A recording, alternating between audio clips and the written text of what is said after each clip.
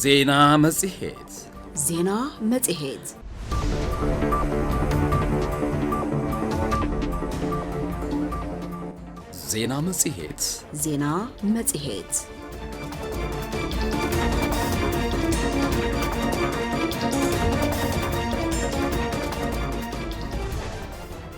سلام تعنا هبلنا كفرات المتفنو 204.4 راديو اف ام مغله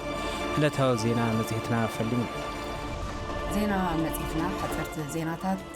زينا وزعي بزرزر زحزنيم زيناتات يلون زينا بيزنس سبورتن زكاتات يكون ناب زيناتات زرزر قدمي مسكرنا كن كان عندي ارساتون كان عدم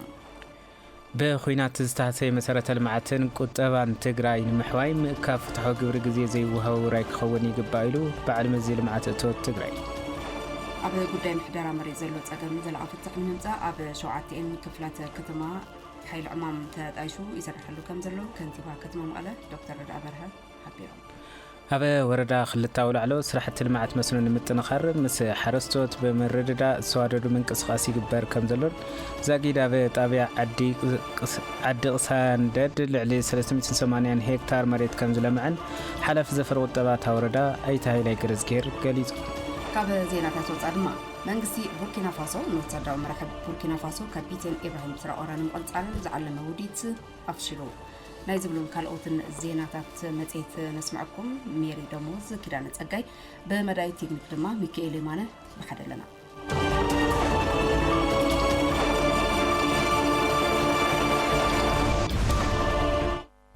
ناب زرزرون كنحلف فلما حترس زيناتات كان عدم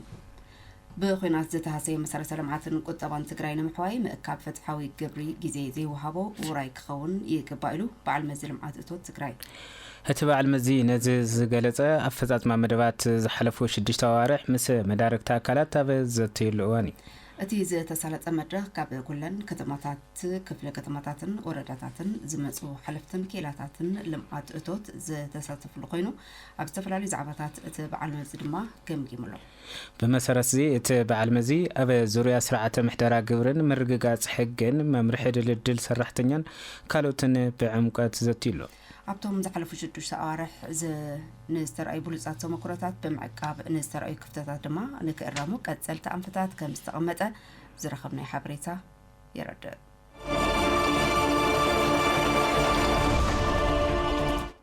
لعلي حدميت الشحبر نستقم وقنات عمت بعد مسارة بمقبار حاجز تبركيتو أتي استقبر حاجز محبر ماي معقل محبحبي أرقاوين ناي أمرو تقم زلو من حبحبي سانو هتانات محبحبي مأخل كوينو كاب بقوامي تحبحبتو زعي نأزيوم ستقمو كانات نموعالي عمت بعل لعلي 100 شحبر نحمسة زقونو ستقمو عقم دكاما ترى جنزب حاجز كم زبركتو متحبري اتمأخل محبحبي دكتور علباتشو كيروس قليتهم اتما حبر نعم مدكاما زخون حبرات سبن سدراس وقتن نحجزك كم زمتان بمحبر نوصلونا تناخيرهم كم زغصلولون حبيرهم كبل حبريتان ركون كتما عد قدام صفتيو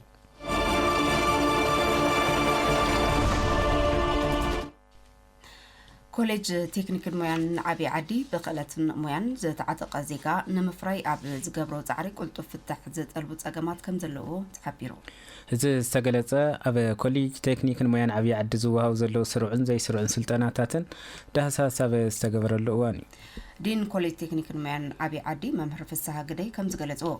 بسنكي زكات منا نايت انتت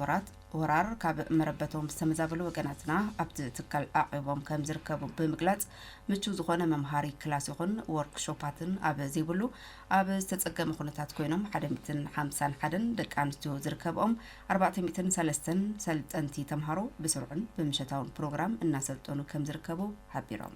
كما قلالصا ممهر في الساعة قدي ات كوليج قدمت خونتات نافي زنبرو سرع ممهر مستمهر نخملس فليقو لحتاك وهاوي قبايلو بسنكي زكات منا نايت انتتو ورار كاب مربتهم استمزابلو قناتنا ابتي تكال اعيبهم كم زركبون تمهارو سبن نبرتن بحادة بمقبار بسرعون بمشتون بروغرام الناس سلطنو كم زركبو قليتهم በቲ ሕዚ ዘሎ ኩነታት ግና ክእለትን ቴክኖሎጂን ዝወነነ በዓል ሞያ ንምፍራይ ብፍላይ ዕዳጋ ዝጠልቦም ሰብ ሞያታት ብቐጻልነት ንምፍራይ ተግባር ተኮር ዝኾኑ ነዋሕትን ሓጸርትን ብስሩዕን ዘይስሩዕን ስልጠናታት ንምሃብ ኣጸጋሚ ብምዃኑ ዝምልከቶ ኣካል ነቲ ትካል ቆላሕታን መፍትሕን ክገብረሉ ጸዊዖም ኣለዉ። ከንቲባ ከተማ ዓብይ ዓዲ ኣይተ ተክላይ ተስፋይ በወገኖም በቲ ዝተፈጸመ ጆኖሳይዳዊ ኪናትን ጉሕለትን ዕንወትን ትካላት ከም ህዝቢ ኣብ ከቢድ ጸገም ከም ዘለና ብምሕባር ኣብ ኣጸጋሚ ኩነታት ኮይንኩም ዝጀመርኩምዎ ከይዲ ምምሃር ምስትምሃር ብተግባር ተኮር ስልጠናን ዝነኣድ ተግባር ኢሎም እቲ ትካል ዘለዎም ክፍተት ንምምላእ ምቹው ከይዲ ስልጠና ንኽፍጠረሉ ምስ ዝምልከቶም ኣካላት ምዝርራብ ከም ዘድልን በቲ ዘሎ ነገር እቲ ኮሌጅ ምቹው ኩነታት ኣብ ዘይተፈጠረሉ ጊዜያዊ መፍትሕታትን ተጠቒሙ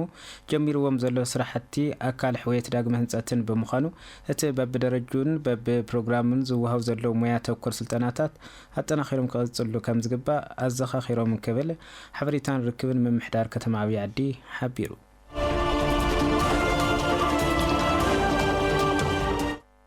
ዜና መጽሔትና እናቐጸለ እዩ። ኣብ ወረዳ ጉሎ መኽዳ ዝረአዩ ገበንን ስግኣት ገበንን ንምንካይ ተዋዲዱ ይሰርሕ ከም ዘሎ ጥሙር ኮሚቴ ጸጥታ ወረዳ ጉሎ መኽዳ ኣፍሊጡ። ኣመራርሓ እቲ ኮሚቴ ዝኾኑ ዋና ኣዛዚ ፖሊስ ወረዳ ጉሎ መኽዳ ምክትል ኢንስፔክተር ሓድሽ ተክላይ ከም ዝበልዎ እቲ ኮሚቴ ተዋዲዱን ምስ ሕብረተሰብ ተናቢቡን ብምስራሕ ኣብታ ወረዳ ቀድም ኢሎም ዝተኸበረ በዓል ኣብነ ኣረጋዊ ደብረ ዳሞ ሓዊሱ ሃይማኖታውን ባህላውን በዓላት ዝሓሸ ናይ ጸጥታ ኩነታት ሃልይዎ ክሓልፍ ከም ዝኽኣለ ሓቢሮም። ጥሙር ጸጥታ ኮሚቴ ወረዳ ጉሎ መኽዳ ተዋዲዱ ብምስራሕ ሃንደበታዊ ተፍትሽ ብምግባር ኣብ ከተማ ፋጽን ሰበያን 4 ቦምቢ ዝርከብዎም ካራን ኣብትርትን ከም ዝሓዘ ዝሓበሩ ምክትል ኢንስፔክተር ሓድሽ ብዝተሰርሐ ዝተዋደደ ስራሕቲ ኣብ ከተማ ፋጺ ኣብ 2017 ዓ.ም ዝነበሩ ተርእዮታት ሃንጊ ሕዚ ክተርፍ ከም ዝኽኣለ ሓቢሮም። ጸጥታ እታ ወረዳ ውሕስድ ምግባር ንቑሕ ተሳትፎ ሕብረተሰብ ከም ዝሓትት ዝሓበሩ ተወካል ጸጥታን ሓላፊ ቤት ጽሕፈት ምልሻ ወረዳ ጉሎ መኽዳን ኣይተ ብርሃነ ጸጋይ በወገኖም ገበነኛታት ካብ ሕብረተሰብ ክኽወሉ ስለ ዘይክእሉ ገበንን ስግኣት ገበንን ንምቕናስ ሕብረተሰብ ኣብ ጎኒ ጥሙር ኮሚቴ ጸጥታ እታ ወረዳ ብምዃን ግድኡ ክዋጻእ ጸዊዖም ክብል ሓበሬታን ርክብን ወረዳ ጉሎ መኽዳ ሓቢሩ።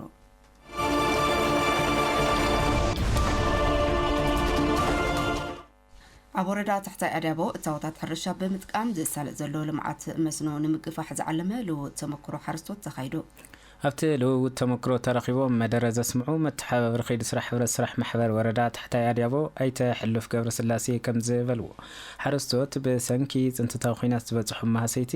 ቁጠባ እቶት ሕርሻ ንምሕዋይ ኣብ መፍራይነት ልምዓት መስኖ ተዋፊሮም ዘሳልጥዎ ዘለዉ ስራሕቲ ልምዓት መስኖ ዓቕሚ ቁጠባ ዘበርኽ ከም ዝኾነ ገሊጾም። ብምዃኑ ድማ ሓረስቶት እታ ወረዳ ዘፈር መፍራይነት ልምዓት መስኖ ዓንዲ ሕቆ ልምዓት ሕርሻ ምዃኑ ብምግንዛብ መሬቶም ብምልስላስ ብመስመር ብምዝራእ እታወታት ሕርሻ ብምጥቃም ዝራእቲ ብምቅያርን ብኹታ ገጠም ብምልማዕን ኣብ ምንባብሮኦም ለውጢ ከምጽኡ ከም ዘለዎም ብምሕባር ካልኦት ተሳትፍቲ ድማ እቶም ኣብቲ ዑደት ዝተረኸቡ ብሉጻት ስራሕቲ ናብ ተግባር ከሽርፍዎ ኣተሓሳሲቦም። ኣብቲ ዑደት ኣብ ኣጠቓቕማ ዘመናዊ ድኹዒ ኣጠቓቕማ ጸረ ባልዕ ልሙዕነት ሓመድ ሓለዋ ዝራእቲ ካልኦትን ኣጠቓቕማ እታወታት ሕርሻን ዘድሃበ ሞያዊ ኣስተምህሮ ብሰብ ሞያ ተዋሂቡ እዩ። ኣብ መወዳእታ መነባብሮ ሓረስታይ ንምቕያር ዓሊሙ ዝሰርሕ ዘሎ ገባር ሰናይ ትካል DRDIP2 ን61 ሓረስቶት ዘመናዊ ምሩጽ ዘርኢ ኮሚደርን ሽጉርትን ሓገዝ ገይሩሎም። እቶም ሓረስቶት ኣብ ዝሃብዎ ርእይቶ ድማ ንዝተገበረሎም ሓገዝ ብምምስጋን ኣብቲ ዑደት ዝረኽብዎ ሞያዊ ስልጠናን ተመክሮን ናብ ተግባር ብምቕያር ከም ዝሰርሑ ተዛሪቦም ክብል ሓበሬታን ርክብን ወረዳ ታሕታይ ኣድያቦ ጸብጺቡ።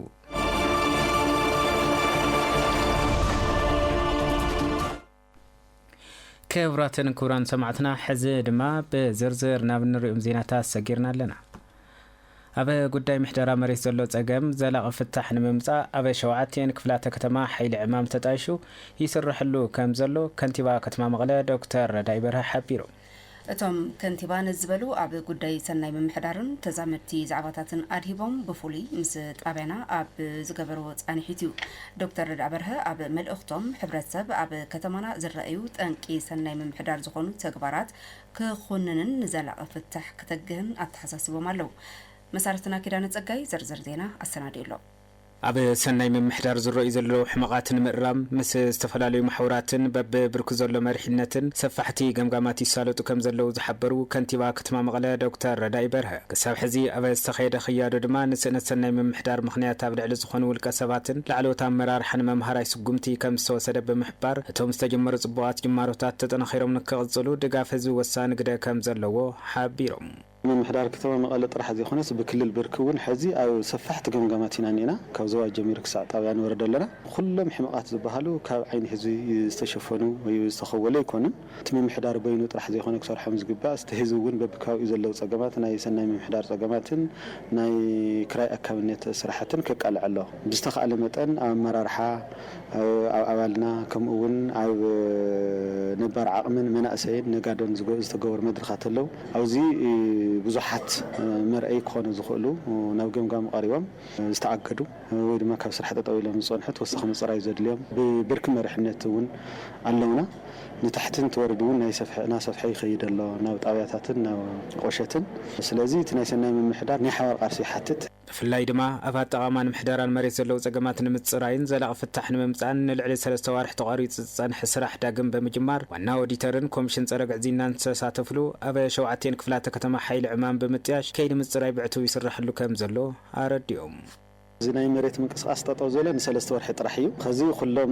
ትካላት ናብ ስራሕ ኣትዮም ኣለዉ ከም ምምሕዳር ከተማ መቐለ ዝተጣየሸ ሓይሊ ዕማም ኣሎ በብክፍለ ከተማ ዝተጣየሹ 7 ሓይሊ ዕማማት ኣለዉ ኣብ 7 ክፍለ ከተማታት ዋና ኦዲተር ኣትዩ ኦዲት ይገብር ኣሎ ኮሚሽን ፀረ ግዕዝይና እውን ስራሕቲ ይሰርሕ ኣሎ ዝተመረፁ ከባቢታት ብርግጥ እቲ ናይ ከተማ እቶት ክጎድእ እዩ ግን ድማ ኣብ ዝኾነ ምዕራፍ ዝተወሰነ ነገር ጠጠው ኣቢልና ናብ ስራሕቲ ዘይኣቲና ብዓብይኡ መሬትና ናብ ሓደጋ ይኣቲ ስለ ዘሎ ኢና ና ስራሕ ኾነ ኢልና ኣቲና ኣለና እዚ ከምቲ ዓንተ ዝገለጽኽዎ ንህዝቢ ዝተኸወለ ዝተወረረት መሬት የላ ገሊኡ ከዓ እቲ መሬት ይንቀሳቐስን ኣብቲ ልዕሊ መሬት እውን ዝተሰርሑ ህንፃታት ኣለዉ ብሕጊ ኣሰራርሓን መሰረት ናብ ሕጊ ንከኣትዩ ጀምርናዮ ምንቅስቃስ ኣሎ ናይዚ ውፅኢት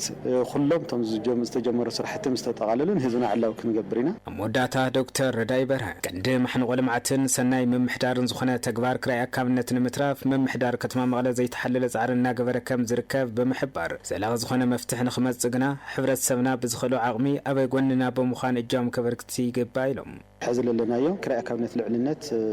ሓሊኹ ብድቆ ክብትነናዮ ወይ ከዓ ከም ህዝቢ ብሓባር ኮይንና ንቃለሰሉ ክልተ መማረፂ ጥራሕ እዩ ዘለና ስለዚ እቲ ዝግበር ዘሎ ገምገማትን ዝስራሕ ዘሎ ናይ ፅሬት ስራሕትን ህዝብና ኣብ ጎድኒ ምምሕዳር ኮይኑ እንተነኣሰ ተንዝርአን ከቃልዕ ክሕግዝ በዘጋጣሚ ፃውዒት ይቐርብ ከም ምምሕዳር ከተማ መቐለ እውን ኩሎም ፀገማት ብሓደ ግዜ ንምፍታሕ ክፀገም ይኽእል እዩ ግን እቶም ፀገማትና ብርኪ ብብርኪ እናቐረፍና ምስ ህዝብና ኮይንና ዝሰርሖም ስራሕቲ ስለ ዘሎ ህዝብና እውን ነዚ ሓጋዚ ክኸውን እየ ፃውዒተይ ዝቐርብ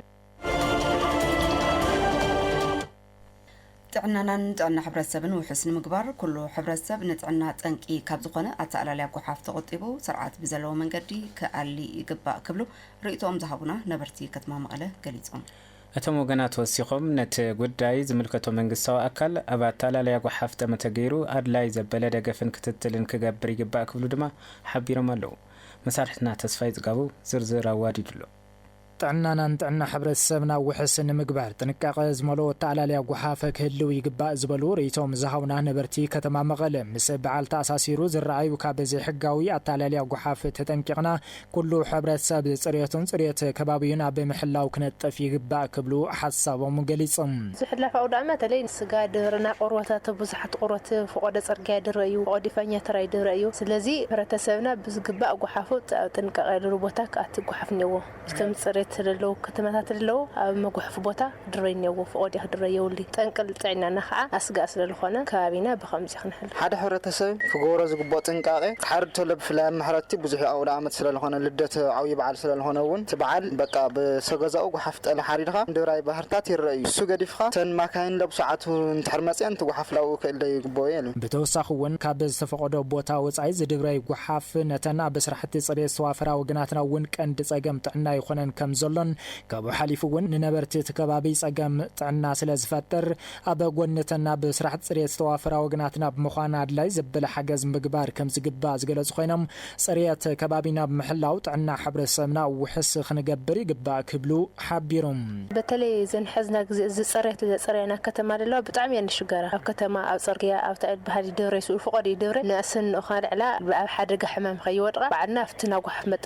መጠራቀም ደሎ ኪብና ኣብትና ጎሓፍ ጠራቅመልኒና ስለዚ ዘን حواتنا له نحجزني قبلنا أرجال تاريخ وقحف كويس بعنا بزخالنا نلعب مكة وقحف دورين يعني بزح حدا خمس لنا خلين تحرر وقحف بأقوى وليت قحفه أنت ملكي ببزح عينات حمامات ولا بسعل بقنفع نجار ببزح كم حلال فلنا يخليه نا حرة سونا لذي بأقوى ونتحر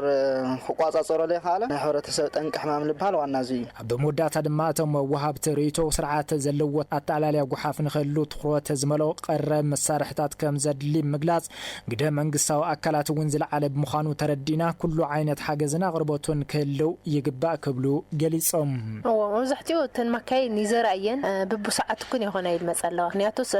حارسهم من تمسين سلسهم من دونجيا وده أسخ دونجيا تلوا سبتوقحف أمرت فوسيسي صنحمو لما ليسن لو حفصة تلوا حدا جاي ودرين سلازي منقصتون أفتن مكينة خزارة تلوا بمنقصتي تخرج تجور النيو يوم طبقت كده حرة سام سكع هذه وحف بعلات خلا مصي توسعونا منقصتي حاجزات لا تجور صنحيو هذه أجات أمتهم نا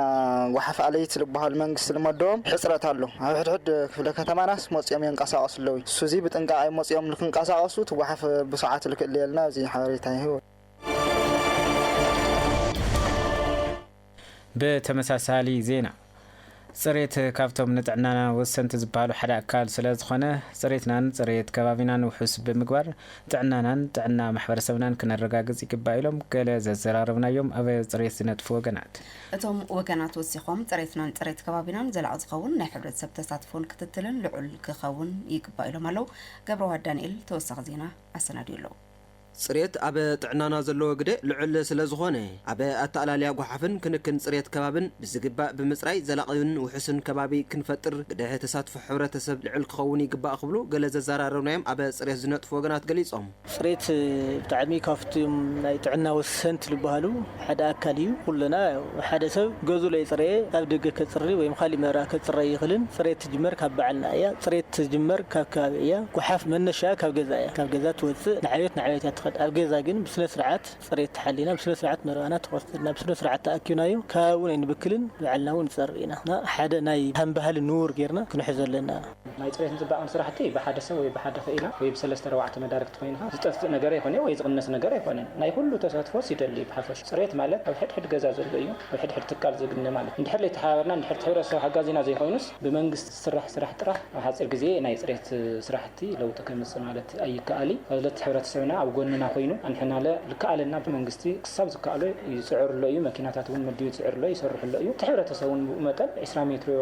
راديوس ندقب لي موصع تكال تخوين خا 5 متر راديوس ندقب زي موصع أو جزء بمسنح وحاف زين كحجز الناس للخل تحاورنا ناي كتمنا درح وحاف نقنس أبزيدهم مبره زابو أب بيت مزجاجك في لكتما قدامي ويانا كي إلى سنة كابي أي تقويتهم هاي لبقدام وحاف بأقوابون تزح حزنايوت أنقطعنا إزوال خينهم سلازخونه حورة سبت تلاليا وحاف قبوت أنك أخجبرن فلايد ما زبسوسن زي بسوسن بمفلاي نرب حزو علو فليخا متقام والسراي كم زخونه قليصهم وحاف يا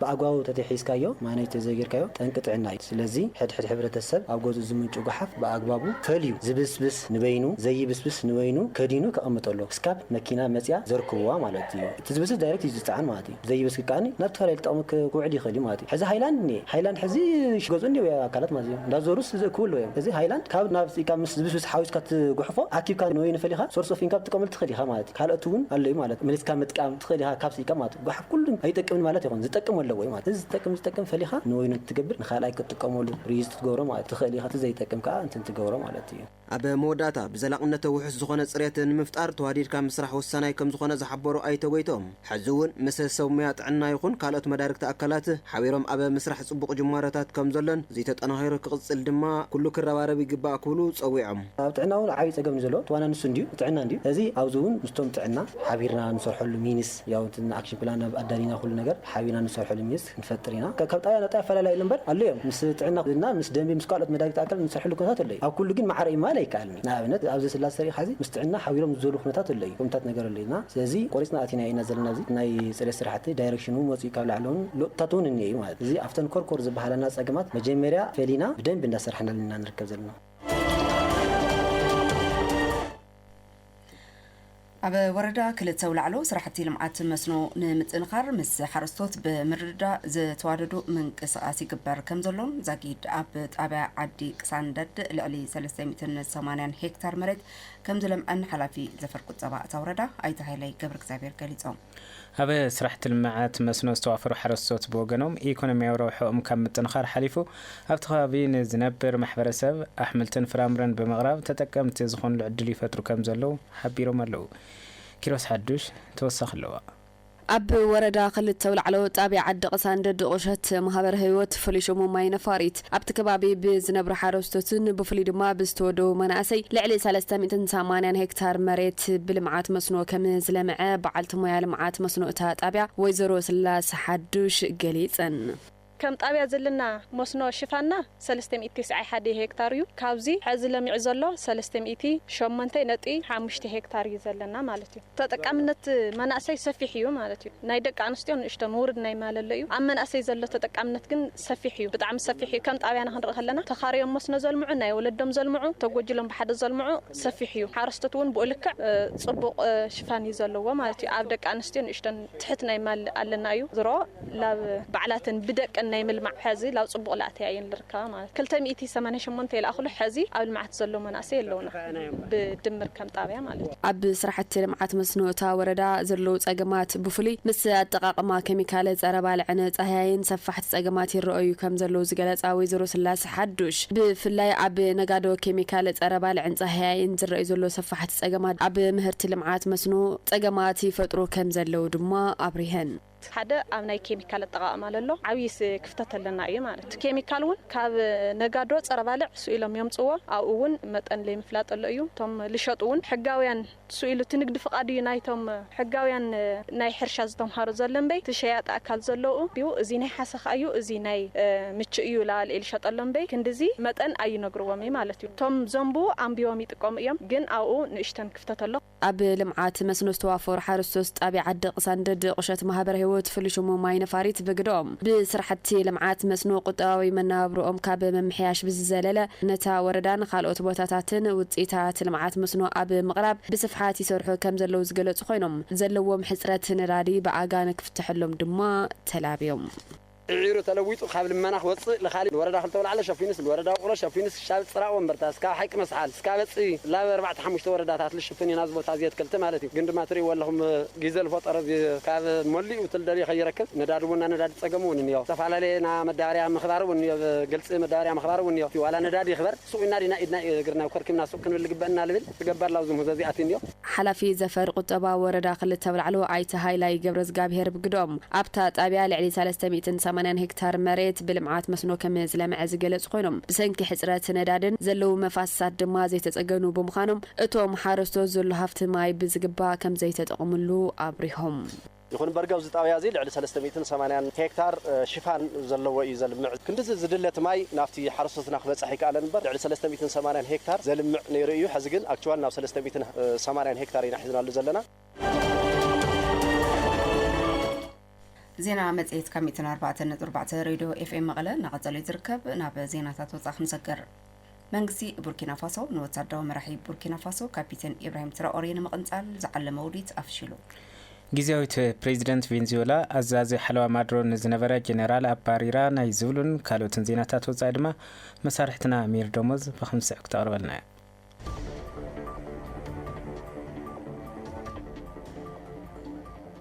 سلام طعنا بالله كبرى سمعتنا نساعات حرارنا يوم زينات توصي حزنا قريبنا لنا نمكتلكم أقدمنا نقدم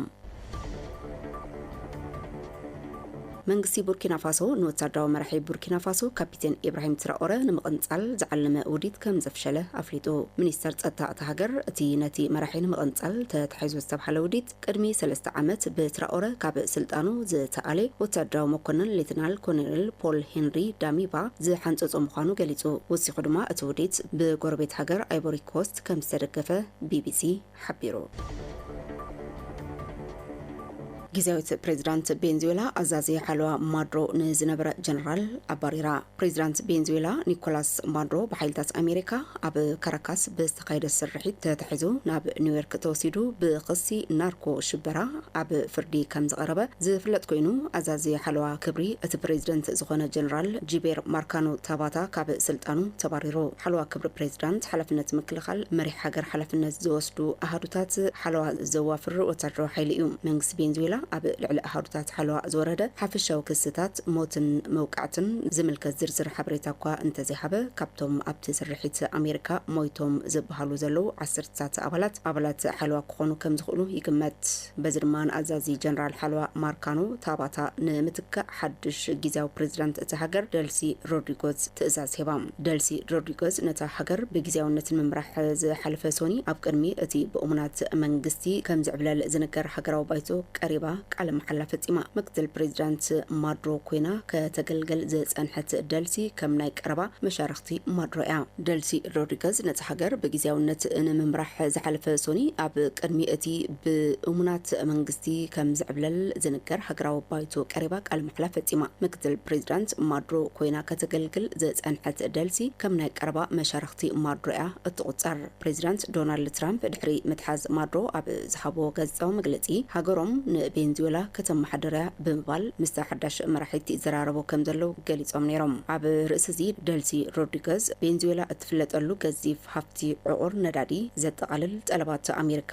እንተዘይማሊኣ ምናልባት እውን ካብ ናይ ማድሮ ዝኸፍአ ዕጫ ክገጥማ ከም ዝኽእል ኣፈራሪሖም ጉስታቮ ጎንዛሌዝ ሎፔዝ ንነዊሕ ዓመታት ሓላፊ ሃገራዊ ኣገልግሎት ስለ ቬንዙዌላ ሳቢን ኮይኑ ዝጸንሐ እዩ ብሰሉስ ትራምፕ ቬንዙዌላ ክሳብ 50 ሚሊዮን በርሚል ነዳዲ ንኣሜሪካ ክትብ ምዃና ገሊጾም እኳ እንተነበሩ እታ ጊዜያዊት መራሒት ግን ብዛዕባ እዚ ዛጊድ ርእይቶ ኣይሃበትም ሮድሪጎዝ መራሒት ሃገር ኮይና ካብ እትምዘዝ ንድሓር ቃናኣ ኣብ መንጎ ክልተ ጫፋት መኸተን ዕርቅን ኮይኑ እዩ ዝስማዕ ዘሎ መሓዝ ማድሮ ዝሕጋዊ ጭውያ ክትብል ብትሪ ክትኩንን ከላ ሓድሽ ምምሕዳራ ግን ኣብ ኣጀንዳ ምትሕባር ብሓባር ክሰርሕ ንመንግስቲ ኣሜሪካ ዓዲሙ ምህላውን ገሊጻ መራሒት ሃገር ኣብ ዝኾነትሉ እዋን ድማ እንታይ ዓይነት መስመር ክትሕዝ ከም እትኽእልን ኣብ ምምሕዳራ ክህሉ ዝኽእል ዝኾነ ይኹን ምፍንጫል ንምርኣይ ኣብ ውሽጥን ወፃን በቀረባ ትኩር ምክትታል እዩ ዝግበረላ ዘሎ ምእላይ ጀነራል ማርካኖ ታባታ ኣብ ውሽጢ ዓንኬል ኣብ ልዕሊ ላዕለወ ሰበስልጣን ዝገበረቶ ቀዳማይ ለውጢ ኮይኑሎ ጀነራል ማርካኖ ኣብ ርእስቲ ሓላፊ ሓለዋ ፕሬዚዳንት ምዃኑ ንወታደራዊ ኣሓዱ ጸረ ስለያ ቬንዙዌላ እውን መሪሕ እዩ እዚ ኣሓዱ መንግስቲ ማድሮ ዝቃወሙ ሰባት ኣብ ምዕፋን ውሳነ ተራ ከም ዝተጻወተ ሕቡራት ሃገራት ይሕብር ኣብ ኢራን በስተላዕለ ናዕቢ ቁጽር ዝሞቱ ሰባት 36 ከም ዝበጽሐ ተፈሊጡ ኣብ ኢራን በሰንኪ ቁጠባዊ ቅልውላው ዝካየድ ዘሎ ተቃውሞ ናብ ዓመጽ ተቐይሩ ኣብቲ ንዝሓለፉ 10 መዓልታት ዝቐጸለ ተቃውሞ ብውሕዱ 36 ሰባት ከም ዝተቐትሉ ኣብ ወጻኢ ሃገራት ዝመደብሩ ትካል ተጣባቂ ሰብኣዊ መሰላት ሃራና ሓቢሩ እቲ ዘጋጠመ ሞት ኣብ 34 ሰልፈኛታትን ክልተ ኣብ ሓይልታት ሓለዋ ጸጥታ ዝተዋፈሩ ሰባትን ምዃኑ ዝተገልጸ እንትኸውን ብድምሩ 276 ሰባት ኣብ ትሕቲ ቀይዲ ውዒሎም ኣለዉ ተባሂሉ ኣብቲ ተቃውሞ 60 ሰልፈኛታት ዝቆሰሉ እንትኸውን እቲ ተቃውሞ ካብ 27 ግዝኣታት ናብ 31 ከተማታት ከም ዝሰፍሐ ተፈሊጡ ኣምነስቲ ኢንተርናሽናል ኣብ ዘውፅኦ መግለጺ ሓለዋ ጸጥታ ኢራንን ፍሉይ ሓይሊ ፖሊስን ኣብ ሆስፒታላት መጥቃዕቲ ከም ዝፈጸሙ ኣፍሊጡ እቶም ሓይልታት ጸጥታ ዘንብዕ ጋዝ ናብ ቀጽሪ ሆስፒታል ብምትኳስ ማዕጾታት ብምስባርን ኣብ ውሽጢ ንዝርከቡ ሰራሕተኛታት ሕክምና ሓዊሱ ንሰራሕተኛታት ሕክምና ከም ዝወቕዐን እዚ ድማ ጥሕሰት ኣህጉራዊ ሕጊ ምዃኑ ገሊጹ ሚኒስተር ጉዳያት ወጻኢ ሕቡራት መንግስታት ኣሜሪካ ነቲ ኣብ ሆስፒታል ዝተኻየደ ስጉምቲ ንጹር ገበን ኣንጻር ሰብኣውነት ክብል ኮኒንወሎ ሰመዚ ኢራን ክሳብ ሕዚ ጠቕላላ ቁጽሪ ዝሞቱ ሰባት ኣይገለጹን እንተኾነ ግን 3 ኣባላት ጸጥታ ከም ዝተቐትሉ ኣረጋጊጾም ኣለዉ መብዛሕትአን መንግስታዊ ማዕኸናት ዜና ኣባላት ሓይልታት ጸጥታ በቶም ሰልፈኛታት ከም ዝተዓፈኑ ሓቢሮም ክብል ሮይተርስ ጸብጺቡ حلوة بحر أمريكا بانديرا روسيا زحزت مركب نداري كم زحزة أفليتو منيستر فتح أمريكا كم زعبرو اتا زتتحزت نداري مركب نداري إيران فنزويلان زحزت كوينا سلسرخبتن أمريكا دما ندار قلتين هاجرات نكي حلف الجدع أمبيرا بمسنحايو أمريكا نتي فتسامة زي حقاوي مسكار ندار كتبل دما كليت أطولا بخلق زينا دما منقصاو معخنا زينا روسيا حانتي مركب حلوة بحر أمريكا نحانتي تانكر روسيا بقربا كتكتاتلا زرقي تنكس عزسلي كم زوجة مربب حبريتا جلوبال نيوز ጸብጺቡ ክብራት ሰማዕትና ንሎሚ ዝሓራርናዮም ዜናታት ወጻኢ እዞም ክነቅርቦም ጸናሕና ይመስሉ ነይሮም ንምክትታልኩም ኣዝና ንመስግን ሰናይ ግዜ ናብ ዜና ቢዝነስ ዝዕለት ሰጊርና ኣለና ፕሬዚደንት ኣሜሪካ ዶናልድ ትራምፕ ኣበርቲዖም ዝዛረብሉ ዛዕባ ቀረጽ ኣብ 2026 ዓመተ ፈረንጂ ንኹነታት ዓለም ለኻዊ ቁጠባ ብኸመይ ከም ዘቐጽሎ መከራኸሪ ዛዕባ ኮይኑሉ ዓለም ለኻዊ ገንዘባዊ ትካል IMF ከም ዝገለጾ እቲ ናይ ቀረጽ ምንቅስቓስ ካብቲ ፈለማ ዝተኣወጀ ዝነኣሰ እኳ ዝኾነ ዓለም ለኻዊ ቁጠባዊ ዕቤት ኣብ 2026 ናብ 3.1 ሚእታዊ ክንኪ ትጽቢት ዝግበረሉ ከም ዝኾነ ሓቢሩ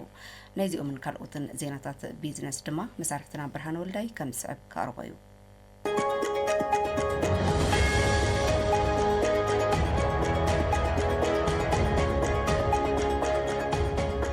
የቀንየለይ ዕለታዊ ጸብጻባት ቢዝነስ ሒዛ ቀሪበ ኣለኹ ናብቲ ፈለመ ሓበሬታ ከስግረኩም ፕሬዚደንት ኣሜሪካ ዶናልድ ትራምፕ ኣበርቲዖም ዝዛረብሉ ዛዕባ ቀረጽ ኣብ 2026 ዓመተ ፈረንጂ ንኹነታት ዓለም ለኻዊ ቁጠባ ብኸመይ ከም ዘቐጽሎ መከራኸሪ ዛዕባ ኮይነሎም ሃገራዊ ገንዘብ ማዕኸን IMF ከም ዝገለጾ እቲ ናይ ቀረጽ ምንቅስቓስ ካብቲ ፈለማ ዝተኣወጀ ዝነኣሰ እኳ እንተኾነ ዓለም ለኻዊ ቁጠባ ዕቤት ኣብ 2026 ናብ 3.1 ሚእታዊ ክንኪ ትጽቢት ዝግበረሉ ከም ዝኾነ ሓቢሩ ቅድሚ ሓደ ዓመት ተተንቢዩ ዝነበረ 3.3 ሚእታዊ ዕቤት ከም ዝኾነ ሓላፊት IMF ክሪስታሊና ጆርጅባን ተገለጸት ካብቲ ንፈርሖ ዝሐይሽ ካብቲ ዝግብኦ ግን ዝገደደ እዩ ክትብል ገሊጻተላ ኣብዚ ቀረባ እዋን ኣብ ዝወፀ ፖድካስት ዕቤት ካብቲ ቅድሚ ኮቪድ ዝነበረ ገምጋም 3.7 ሚእታዊ ከም ዝነከየን እዚ ዕቤት እዚ ድማ ነቶም ኣብ መላእ ዓለም ዝርከቡ ሰባት ዝሐሸ ናብራ ንኽረኽቡ ዘለዎም ባህግን ምምላእ ኣዝዩ ዝደንጎየ እዩ ክትብል ገሊጻተላ ናይ 2026 ትንቢታት ካብ IMF ንላዕሊ ኣሉታዊ ከም ዝኾነን ይኹን እምበር እቲ ቀረጽ ኣብ ዓለም ለኻዊ ቁጠባ ዝሕድሮ ጽልዋ ከምቲ ዝከኣሎ ከቢድ ከም ዘይነበረ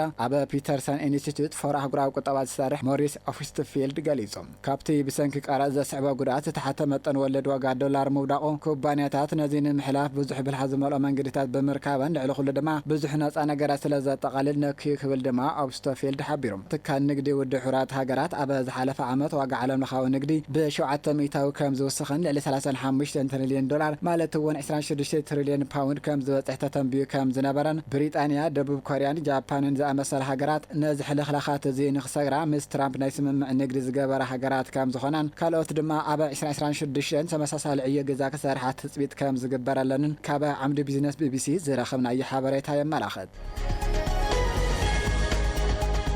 ሕዚ ድማ ብሄራዊ ባንኪ ኢትዮጵያ ሒዝዎ ዝወፀ መዓልታዊ ሸርፊ ወጻኢ ክነቕርበልኩም US ዶላር ብ151 ብርን 60 ሳንቲምን ተዓዲጉ ብ154 ብርን 64 ሳንቲምን ክሽወጥ ውዒሉ ኣሎ ፓውንድ ስተርሊንግ ብ198 ብርን 38 ሳንቲምን ተዓዲጉ ብ202 ብርን 35 ሳንቲምን ክሽወጥ ውዒሉ ኣሎ ዩሮ ብ176 ብርን 50 ሳንቲምን ተዓዲጉ ብ180 ብርን ባዶ 3 ሳንቲምን ክሽወጥ ውዒሉ ኣሎ ስዊስ ፍራንክ ብ1 84 ብርን 98 ሳንቲምን ተዓዲጉ ብ188 ብርን 68 ሳንቲምን ክሽወጥ ውዒሉ ኣሎ ኩዌት ዲናር ብ484 ብርን 60 ሳንቲምን ተዓዲጉ ብ494 ብርን 29 ሳንቲምን ክሽወጥ ውዒሉ ኣሎ ሮያል ስዑድያ ብ40 ብርን 40 ሳንቲምን ተዓዲጉ ብ41 ብርን 21 ሳንቲምን ክሽወጥ ውዒሉ ኣሎ ዱርሃም ሕቡራት ዓረብ እምሬት ብ41 ብርን 28 ሳንቲምን ተዓዲጉ ብ42 ብርን 10 ሳንቲምን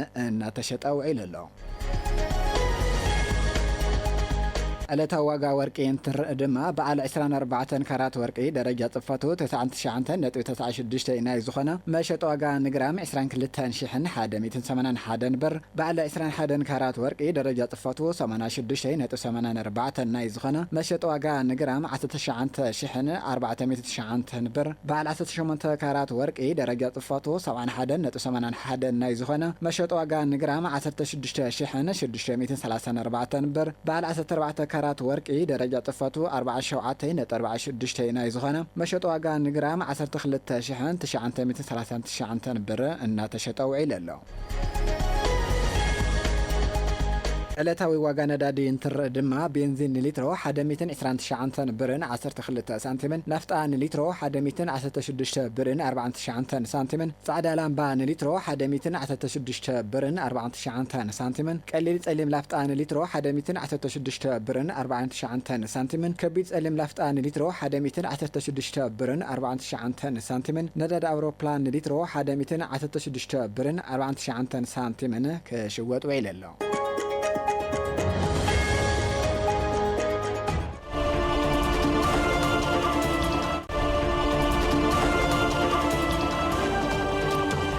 ዕለታዊ ዜና መጽሔትና ንምዝዛም ቀንዲ ነጥብታት ዜና ክነዘኻኽረኩም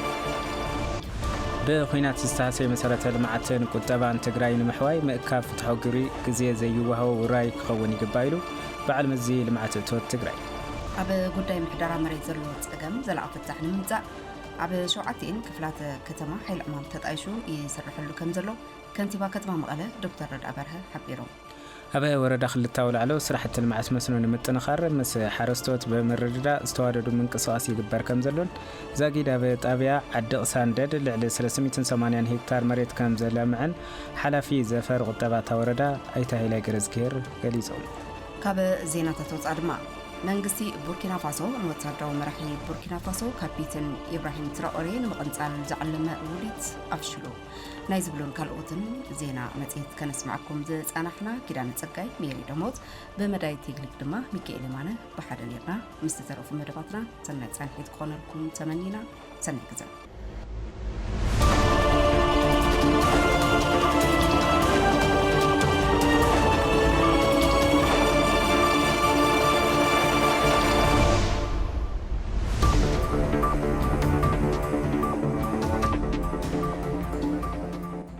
ዜና መጽሔት ዜና መጽሔት